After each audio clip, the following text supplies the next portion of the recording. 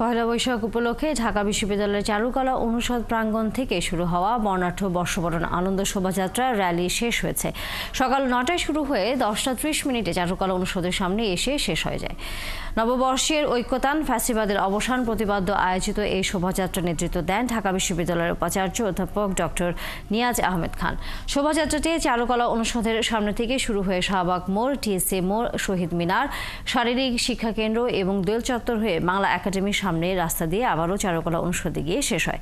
এবারে শোভাযাত্রায় 28টি জাতিগোষ্ঠী, বিভিন্ন সরকারি বেসরকারি শিক্ষা প্রতিষ্ঠান, সামাজিক সাংস্কৃতিক সংগঠন সহ বিভিন্ন দেশের অতিথিরা অংশ নেন। শোভাযাত্রার 7টি বড়, ছোট ও মাঝারি মোটিফ রাখা। ফিলিস্তিনের প্রতি সংহতি জানিয়ে এতে ফিলিস্তিনের পতাকা ও প্রতীকী মোটিফ যেমন তরমুজের ফালি ব্যবহার করা হয়।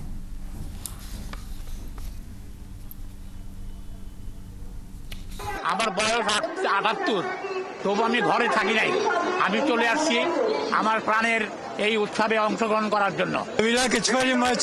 It's very peaceful and the people are so colorful. Nice people. Super Novo Basso. This is the first time I'm celebrating Bengali New Year. It's amazing. এখন আমরা আজকে স্বাধীনভাবে কথা বলতে পারছি, আসতে পারছি, এটাই সবচেয়ে বড় জিনিস। আমরা তো বেরিয়ে কিন্তু আটকাবার কথা না, স্বতঃস্ফূর্তভাবে এবং শুধু দেশে না, দেশের বাইরে থেকে কিন্তু আসছে এখানে অংশগ্রহণ করার জন্য। ব্যারিকেডটা একটু না থাকলে একটু ভালো হতো, একটু ক্লিয়ার ভাবে দেখা যেত, বাট চেষ্টা করছি দেখতে যতটুকু দেখা যায়। সব দিক থেকে পরিষ্কার পরিচ্ছন্ন, শৃঙ্খলা, সব দিক থেকেই ভালো আছে। অন্যান্য বছরের চেয়ে এবছরের মনে হচ্ছে একটু অন্যরকম, অসাধারণ লাগতেছে এক কথায়।